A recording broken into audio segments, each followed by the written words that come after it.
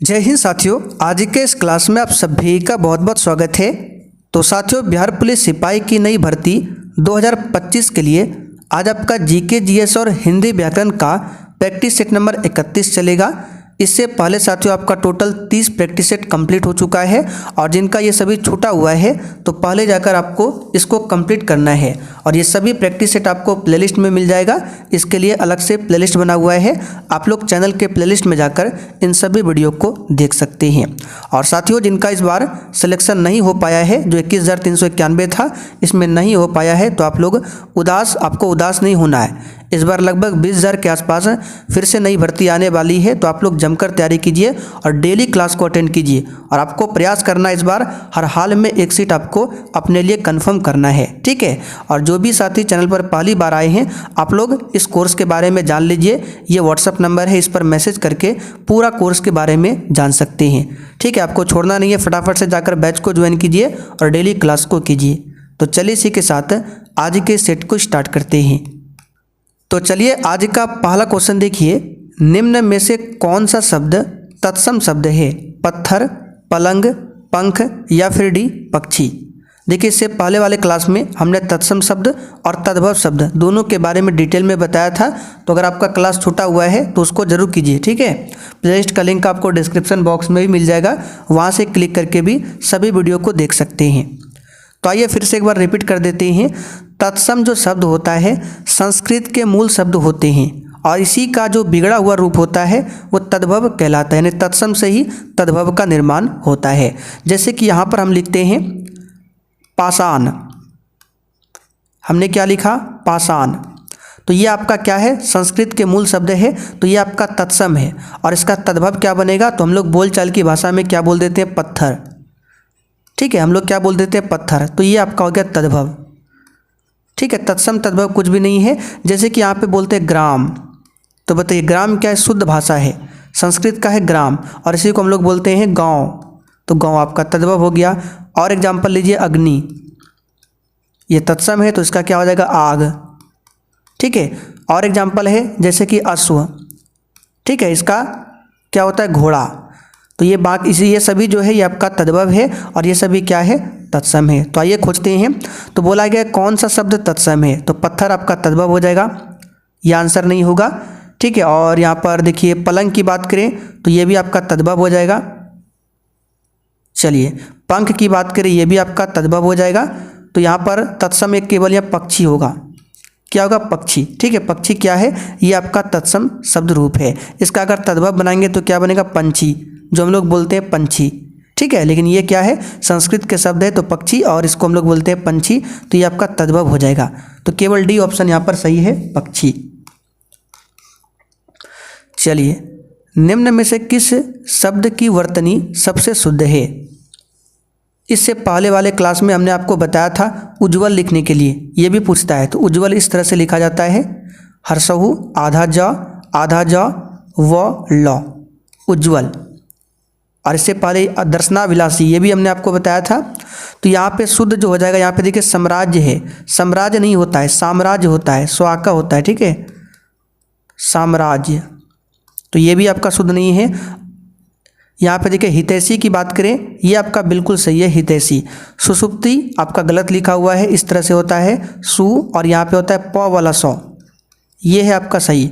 अब यांत्रिक की बात करें, ये आपका गलत है, यहाँ पे इस तरह से होता है अभियांत्रिक, अभियांत्रिक, यहाँ पे त्र होता है, ठीक है। फिर से लिख देते हैं अभियांत्रिक, ये आपका शुद्ध है। तो केवल यहाँ पे हितैषी जो है शुद्ध है। निम्न में से कौन सा शब्द तद्भव है? चलिए, अगर आपको अभी भी तत्सम तद्भव में डाउट है तो क्लास कीजिए, जैसे जैसे प्रैक्टिस करते जाएंगे आपको सब कुछ समझ में आ जाएगा।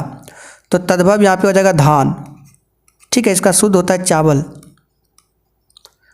तो बाकी ये सभी नग्न हो गया, नग्न हम लोग क्या बोलते हैं? नंगा, तो ये आपका क्या हो जाएगा? तद्भव। लेकिन ये आपका संस्कृत का शब्द है नग्न, तो ये आपका तत्सम है। ये भी दमन क्या है? ये भी तत्सम है। स्थान, ये भी क्या है? तत्सम है। अब स्थान का तद्भव क्या बनेगा? तो क्षेत्र, हम लोग क्या बोलते हैं? क्षेत्र, ठीक है। चलिए, जो जाना जा सके अर्थ के लिए एक शब्द क्या है? हिंदी व्याकरण के बिल्कुल इस टाइप के क्वेश्चन आते हैं, तो जो जाना जा सके उसके लिए है ज्ञेय। क्या है? ज्ञेय। चलिए आगे बढ़ते हैं। अल्पायु का विलोम क्या होगा? लगाइए आंसर। अल्पायु का विलोम, तो अल्पायु का विलोम होता है दीर्घायु। अगला क्वेश्चन, कृशाणु किसका पर्यायवाची है? बताइए, कृशाणु किसका पर्यायवाची है? और साथियों, आज शाम 7:30 बजे की क्लास जो है, इसमें आज आपका फिर से साइंस का एक न्यू प्रैक्टिस सेट स्टार्ट हुआ है। तो जिनका भी साइंस क्लास छूटा हुआ था, तो आज से फिर से स्टार्ट हुआ है। क्लास को मिस नहीं कीजिएगा, डेली क्लास को कीजिए। जिन्होंने नहीं किया है इसको जाके कंप्लीट कीजिएगा ये क्लास होने के बाद। तो कृशाणु, कृशाणु का पर्यायवाची अग्नि होता है। अग्नि का और क्या होता है? आग होता है। और क्या होता है? पावक होता है। दहन, ज्वाला, अनल, ये सभी अग्नि का पर्यायवाची है। कृशाणु भी अग्नि का ही पर्यायवाची है। तनुज किसका पर्यायवाची है? सिंपल है, पुत्र का हो जाएगा। चलिए 8 नंबर, ब्रह्मा डैश महेश, ये तीनों जगत के संचालन करता है।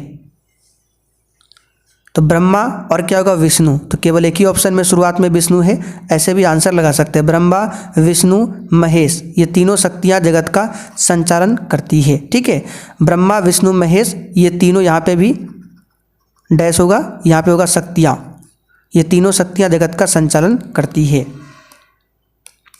चलिए, सियार का गुण और स्वभाव, यहाँ पे डैश है, रिक्त स्थानों के लिए उचित विकल्प का चुनिए। यानी सियार का गुण क्या होता है और स्वभाव क्या होता है ये बताना है।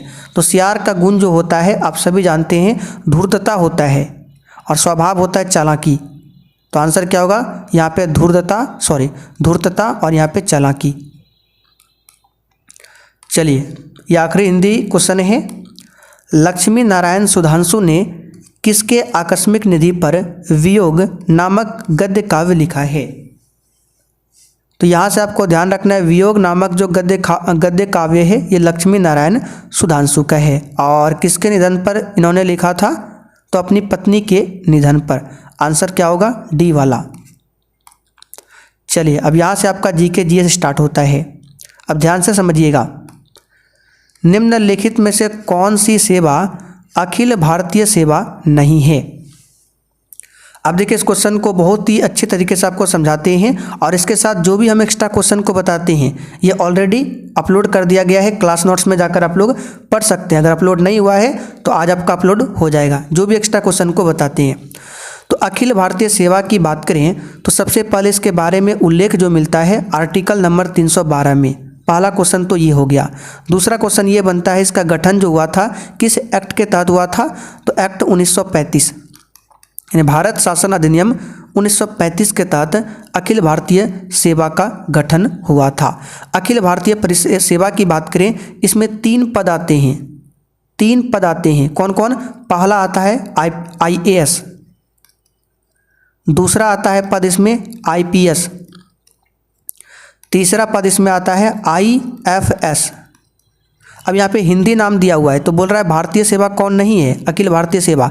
तो IAS है, इसी को हिंदी में बोला जाता है भारतीय प्रशासनिक सेवा। IPS को बोला जाता है इंडियन पुलिस सर्विस, यानी कि भारतीय पुलिस सेवा। अब IFS तो इंडियन फॉरेस्ट सर्विस, और एक होता है इंडियन फॉरेन सर्विस। तो यहाँ पे दोनों है, भारतीय विदेश सेवा ये हो गया आपका इंडियन फॉरेन सर्विस, और भारतीय वन सेवा इंडियन फॉरेस्ट सर्विस। होगा कौन सा? तो यहाँ पे देखिए भारतीय दिया गया, यानी भारत के अंदर, तो ये तो विदेश है, ये भी ऐसे भी आंसर नहीं होगा। तो आंसर क्या होगा? ए वाला ही, ये अखिल भारतीय सेवा नहीं है। बाकी भारतीय वन सेवा यानी कि IFS, भारतीय प्रशासनिक सेवा IAS, और भारतीय पुलिस सेवा IPS, ये पूरा डिटेल में नोट्स में मिल जाएगा लिखा हुआ। बस यहाँ पर आपको ध्यान से सुनना है। और साथियों, जैसे कि हम आपको बोलते हैं कि जो भी हम एक्स्ट्रा क्वेश्चन बताते हैं वो सब आपको नोट्स में लिखा हुआ मिलेगा। तो देख सकते हैं इस नोट्स को हमने तैयार किया है, बिल्कुल डेली इस प्रकार से कोर्स में नोट्स दिया जा रहा है। जैसे कि मान लीजिए हमने आपको पढ़ाया वायुमंडल में कितने परत होते हैं, तो 5 परत होते हैं। 5 परत का नाम हमने लिख दिया है, और इससे संबंधित जो भी क्वेश्चन बन सकता है, जैसे वायुमंडल की सबसे निचली परत क्षोभमंडल, और क्वेश्चन बन सकता है कि मौसम संबंधी सारी घटनाएं किस मंडल में घटित होती है, तो क्षोभ मंडल में। ओजोन परत किस मंडल में पाया जाता है, समताप मंडल में। यानी हर एक क्वेश्चन के साथ जितना भी क्वेश्चन बन सकता है एग्जाम में जो आता है उसको हमने यहाँ पर खुद से टाइप करके लिखा है। तो ये आज आपका सेट 4 अपलोड हो चुका है, सेट 5 भी कल आपका अपलोड हो जाएगा। ये कहाँ पर मिलेगा, तो हमने जो आपको पीछे नंबर लिखाया उस पर मैसेज कीजिए। ये PDF नोट्स जो है आपके एग्जाम के लिए बहुत ही शानदार रहेगा। इसे पढ़कर आप अपनी तैयारी को और भी बेहतर कर सकते हैं। भारतीय राष्ट्रीय कांग्रेस के किस सत्र में पूर्ण स्वराज का प्रस्ताव स्वीकार किया गया।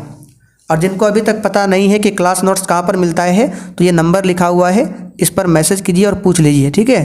ये व्हाट्सअप नंबर है 9631887058। तो पूर्ण स्वराज तो आप सभी जानते हैं 1929 का जो लाहौर सत्र हुआ था इसी में हुआ था। ये हुआ था रावी नदी के तट पर। अच्छा, इस सत्र की अध्यक्षता किसने किया था, पंडित जवाहरलाल नेहरू ने किया था, ठीक है। बाकी यहाँ पे 1931 वाला जो कराची सत्र है इसकी अध्यक्षता किया था सरदार वल्लभ भाई पटेल ने। 1924 वाला भी इम्पोर्टेंट है, ये बेलगांव हुआ था, बेलगांव कर्नाटक में पड़ता है। तो कर्नाटक के बेलगांव में 1924 में कांग्रेस का एक अधिवेशन होता है और इसी अधिवेशन की अध्यक्षता महात्मा गांधी ने किया था। तो क्वेश्चन बनता है कि बताइए कांग्रेस के इतने सारे अधिवेशन में कौन सा अधिवेशन है जिसकी अध्यक्षता महात्मा गांधी ने किया था, तो ये 1924 वाला। बाकी 1916 वाला लखनऊ सत्र के बारे में आप सभी जानते हैं, इसमें गरम दल नरम दल एक हुआ था और इसके अध्यक्ष कौन थे इस अधिवेशन के, अंबिका चरण मजूमदार। चलिए, कुषाण काल में भारतीय और ग्रीक शैली के मिश्रण से विकसित कला शैली को किस नाम से जाना जाता है। तो प्यारे बच्चों, हम कई बार आपको बता चुके हैं, गांधार कला शैली।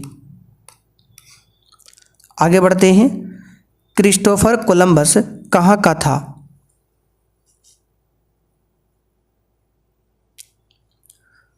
तो क्रिस्टोफर कोलंबस जो है ये स्पेन का था और इसने ही 1492 ईस्वी में अमेरिका की खोज किया था, ठीक है। तो आंसर हो जाएगा स्पेन। सिंध पर विजय प्राप्त करने वाले अरब सेना के सेनापति का नाम बताइए। और साथियों, उम्मीद करते हैं कल जो आपका टेस्ट हुआ था, टेस्ट जो कल आपका हुआ था टोटल 100 क्वेश्चन का आपने अटेंड किया होगा, और नहीं किया है तो देख लीजिए जाकर।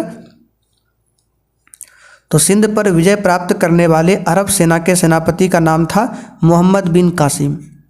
और मोहम्मद बिन कासिम की बात करें तो भारत पर आक्रमण करने वाला ये प्रथम मुस्लिम आक्रमणकारी था। तो अगर आपसे पूछे कि बताइए जी भारत पर आक्रमण करने वाला प्रथम मुस्लिम आक्रमणकारी कौन था, तो मोहम्मद बिन कासिम, ठीक है। इसी ने सबसे पहले जजिया कर को लगाया था। तो अगर आपसे पूछे कि भारत में जजिया कर को सबसे पहले किसने लगाया था, तो मोहम्मद बिन कासिम ने। अच्छा, ब्राह्मणों पर जजिया कर को किसने लगाया था, तो याद रखिएगा फिरोज शाह तुगलक। फिरोज शाह तुगलक ने ब्राह्मणों पर जजिया कर लगाया था। अकबर ने जजिया कर को समाप्त कब किया था, डेट पूछा जाता है, तो 1564। ये सब आपको लिखा मिलेगा। चलिए, गांधी जी किसे अपना राजनीतिक गुरु मानते थे। आंसर है गोपाल कृष्ण गोखले। गोपाल कृष्ण गोखले ने ही 1905 में सर्वेंट ऑफ इंडिया सोसाइटी की स्थापना किया था। और ये क्वेश्चन कब आया था, तो बिहार पुलिस का जो एग्ज़ाम हुआ था, यानी कि इस बार जो एग्ज़ाम हुआ इससे पहले जो एग्ज़ाम हुआ था जो कैंसिल हो गया था उसमें ये वाला क्वेश्चन आया था, ठीक है। गोपाल कृष्ण गोखले ने 1905 में सर्वेंट ऑफ इंडिया सोसाइटी की स्थापना किया था, ध्यान रखिएगा। बाकी यहाँ पे लाल बाल पाल, ठीक है। लाल ये आपका बाल और ये पाल, ये तीनों कौन थे, गरम दल के नेता थे। तो लाल से मतलब लाला लाजपत राय, बाल बाल गंगाधर तिलक और पाल मतलब बिपिन चंद्र पाल। तो लाल बाल पाल कौन थे, तो गरम दल के नेता थे। भारत में हरित क्रांति के अंतर्गत विकसित बीज वाली फसलों की उच्च पैदावार वाली किस्मों का चयन कीजिए। देखिए, हरित क्रांति में जो सबसे अधिक फायदा हुआ था, लाभ पहुंचा था, गेहूं पर हुआ था, गेहूं पर। तो जिस भी ऑप्शन में गेहूं नहीं है वो तो आंसर होगा नहीं, इसमें गेहूं नहीं है तो आंसर होगा नहीं। अब बचा ए, सी और डी। तो इसमें से आंसर आपका हो जाएगा पहला वाला, चावल था, गेहूं था, दलहन, तिलहन और गन्ना। अब हरित क्रांति की बात करें तो भारत में हरित क्रांति का जनक कौन है पूछा जाता है, तो डॉक्टर M.S. स्वामीनाथन। अच्छा, विश्व में हरित क्रांति के जनक कौन है, तो डॉक्टर नॉर्मन बोरलॉग। अच्छा, भारत में श्वेत क्रांति के जनक कौन है, डॉक्टर वर्गीज कुरियन। श्वेत क्रांति दुग्ध उत्पादन से संबंधित था।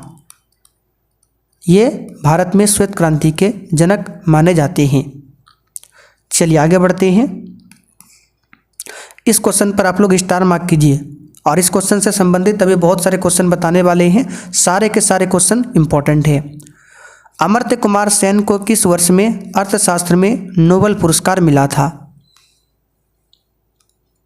तो आंसर है 1998 में मिला था। तो अर्थशास्त्र के क्षेत्र में मिला था किसको, तो अमर्त्य कुमार सेन को। ठीक है। अच्छा, अगर आपसे पूछे कि प्रथम भारतीय बताइए जिसे नोबेल पुरस्कार मिला था, तो रविंद्रनाथ टैगोर। कब मिला था, 1913 में। किस क्षेत्र में मिला था, साहित्य के क्षेत्र में। किसके लिए मिला था, गीतांजलि के लिए। ठीक। दूसरा क्वेश्चन बनेगा हरगोविंद खुराना। हरगोविंद खुराना को नोबेल पुरस्कार कब मिला था, तो याद रखिएगा 1968 में मिला था। किस क्षेत्र में, चिकित्सा के क्षेत्र में। इससे पहले सीवी रमन भी एक वैज्ञानिक थे, सीवी रमन। तो इनको कब मिला था, तो 1930 में। ठीक है, जो ऑलरेडी एग्जाम दे चुके हैं आपको पता होगा ये सारा क्वेश्चन जो है कितना ज़्यादा इंपॉर्टेंट है। तो सीवी रमन को 1930 में नोबेल पुरस्कार मिला था रमन प्रभाव खोज के लिए। हरगोविंद खुराना को 1968 में मिला था चिकित्सा के क्षेत्र में। मदर टेरेसा भी पूछा जाता है, तो मदर टेरेसा को मिला था 1979 में शांति के क्षेत्र में, और इनको भारत रत्न कब मिला था, तो 1980 में। चलिए, निम्नलिखित में से किस आंदोलन का नेतृत्व महात्मा गांधी ने नहीं किया था, तो भारत छोड़ो आंदोलन 1942 में हुआ था, इसका नेतृत्व किया था, और महात्मा गांधी ने ही इस आंदोलन में करो या मरो का नारा दिया था। असहयोग आंदोलन आपका 1920 में होता है स्टार्ट, तो महात्मा गांधी ने इसका भी नेतृत्व किया था। सविनय अवज्ञा आंदोलन 1930 में, इसका भी नेतृत्व किया था। स्वदेशी आंदोलन ये तो 1905 में हुआ था, और महात्मा गांधी जी 1905 में कहाँ थे, दक्षिण अफ्रीका में थे। तो आंसर क्या हो जाएगा, स्वदेशी आंदोलन का नेतृत्व महात्मा गांधी जी ने नहीं किया था। अच्छा, महात्मा गांधी जी दक्षिण अफ्रीका से भारत कब आए थे, 9 जनवरी 1915, और आने के बाद भारत में इनका पहला सफल सत्याग्रह था चंपारण में 1917 में। ठीक है, और यहाँ से संबंधित और भी क्वेश्चन बनेंगे बहुत सारा, वो हमने नोट्स में लिख दिया है, आप लोग पढ़ सकते हैं। भारत का संविधान कब लागू हुआ था, तो ये तो 1950 में लागू हुआ था, 26 जनवरी 1950 को, और बनकर तैयार हुआ था 26 नवंबर 1949 को। अच्छा, संविधान सभा के लिए जो पहली बैठक हुई थी कब हुई थी, 9 दिसंबर को, ये हम बता चुके हैं 1946। दूसरी बैठक 11 दिसंबर 1946, तीसरी बैठक 13 दिसंबर 1946, यानी दो का गैप है, और आखिरी बैठक पूछा जाता है पहला, दूसरा, तीसरा और आखिरी वाला। तो आखिरी वाला जो है 24 जनवरी को हुआ था 1950, यानी जिस दिन संविधान लागू हुआ था 26 जनवरी को, ठीक 2 दिन पहले आखिरी बैठक होता है। चलिए आगे बढ़ते हैं। कर्क रेखा किससे नहीं गुजरती है,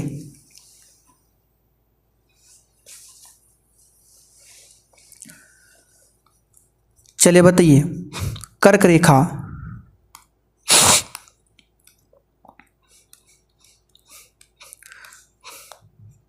तो जैसे कि आपका अर्थ है, क्या है, अर्थ है। अब इससे 3 लाइन गुजरते हैं। तो सबसे पहले बीच में एक लाइन गुजरता है, इसको कहा जाता है भूमध्य रेखा, इसी को बोला जाता है विषुवत रेखा। ऊपर 23.5 डिग्री में एक रेखा और गुजरता है 23.5 डिग्री, इसको बोला जाता है कर्क रेखा। और नीचे 23.5 डिग्री में एक और रेखा गुजरता है, इसको बोला जाता है 23.5 डिग्री साउथ में, इसको बोला जाता है मकर रेखा। तो कर्क रेखा, विषुवत रेखा या फिर भूमध्य रेखा और मकर रेखा।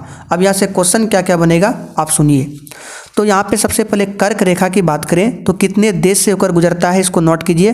कर्क रेखा टोटल ये वाला 18 देश से होकर गुजरता है। भूमध्य रेखा की बात करें, ये आपका टोटल 13 देश से होकर गुजरता है। मकर रेखा टोटल 10 देश से होकर गुजरता है। और कर्क रेखा ये जो है ये भारत के बीचों बीच, भारत यहाँ पे है इस तरह से, तो भारत के बीचों बीच गुजरात से लेकर, ठीक है, टोटल 8 राज्यों से होकर गुजरती है। इसके लिए ट्रिक है मित्र पर गमछा झाड़। तो कर्क रेखा किससे नहीं गुजरती है, तो कर्क रेखा आप सभी जानते हैं भारत के बीचों बीच से गुजरती है। और ऑप्शन के अकॉर्डिंग की बात करें तो म्यांमार सबसे लास्ट में आता है, तो यहाँ से गुजरेगा। बांग्लादेश से भी हो जाएगा, नहीं बोला गया है तो नहीं आपका कौन सा हो जाएगा। चलिए, तो यहाँ पे देखिए नेपाल भी है और चाइना भी है।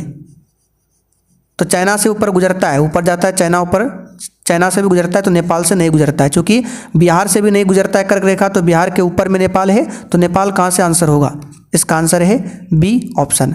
अब और क्वेश्चन ध्यान से सुनिए, ये जो कर्क रेखा है ये किस नदी को 2 बार काटती है, ये क्वेश्चन आता है। तो एक माही नदी है जिसको कर्क रेखा 2 बार काटती है। भूमध्य रेखा की बात करें तो ये कांगो नदी को 2 बार काटती है, कांगो नदी को। और मकर रेखा लिम्पोपो नदी को 2 बार काटती है, लिम्पोपो नदी। 2 बार का मतलब क्या होता है, जैसे कि मान लीजिए नदी इस तरह से बह रही है, तो कर्क रेखा जैसे ये गुजरा और इस तरह से पार हो गया, तो एक बार यहाँ पे काटा, एक बार यहाँ पे काटा, इसका मतलब ये होता है 2 बार काटना। चलिए, 1 से 5 मिलियन जनसंख्या वाले शहर को क्या कहते हैं, इसको भी स्टार मार्क कीजिए। तो इसको बोला था मेट्रोपॉलिटन, डायरेक्ट याद रखिएगा मेट्रोपॉलिटन। मदन मोहन मालवीय को महामना की पदवी किसने दिया था। और देखिए साथियों, क्लास अगर आपको थोड़ा बहुत भी पसंद आता है तो प्लीज़ रिक्वेस्ट है सेशन को लाइक कीजिए और अधिक से अधिक सेशन को शेयर कीजिए। आंसर है किसने कहा था, तो महात्मा गांधी ने। किसने कहा था, महात्मा गांधी ने। महात्मा गांधी को महात्मा की उपाधि किसने दिया था, रविन्द्रनाथ टैगोर ने। इनको राष्ट्रपिता किसने कहा था, सुभाष चंद्र बोस ने। और मदन मोहन मालवीय की बात करें, इन्होंने BHU की स्थापना किया था, बनारस हिंदू यूनिवर्सिटी, इसे भी ध्यान रखिएगा। भारत छोड़ो आंदोलन के समय वायसराय कौन था। अब देखिए, प्रमुख आंदोलन के समय जो वायसराय था आपको बता देते हैं। तो भारत छोड़ो आंदोलन के समय कौन था, लिन लिथगो, लॉर्ड लिन लिथगो, ठीक है। सविनय अवज्ञा आंदोलन के समय कौन था, जो 1930 में हुआ था, तो इरविन, लॉर्ड इरविन था, जो कि डी ऑप्शन में है, ठीक है। असहयोग आंदोलन के समय कौन था, तो लॉर्ड चेम्सफोर्ड। कौन था, लॉर्ड चेम्सफोर्ड, इसे आपको ध्यान रखना है। भारत सरकार अधिनियम 1935 को दास्ता का नया घोषणा पत्र किसने कहा था, तो ये कहा था पंडित जवाहरलाल नेहरू ने। और हमने आपको बताया था ये जो एक्ट है 1935, इसको भारत का ब्लूप्रिंट भी कहा जाता है। तो अगर आपसे पूछे किस अधिनियम को भारत का ब्लूप्रिंट कहा जाता है, तो 1935 के एक्ट को। तो आंसर यहाँ पर सी ऑप्शन हो जाएगा। चलिए, आपसे एक आखिरी क्वेश्चन पूछते हैं, आप लोग इसका आंसर कमेंट बॉक्स में दीजिएगा। डॉक्टर भीमराव अंबेडकर का जो जन्म हुआ था, इनकी जयंती कब मनाई जाती है, यानी किस तिथि को। ये क्वेश्चन आता है एग्जाम में, ठीक है। तो आप लोग कमेंट करके बताइएगा। तो साथियों, चलिए आज 25 क्वेश्चन ही रहने देते हैं, कल से क्वेश्चन बढ़ाएंगे।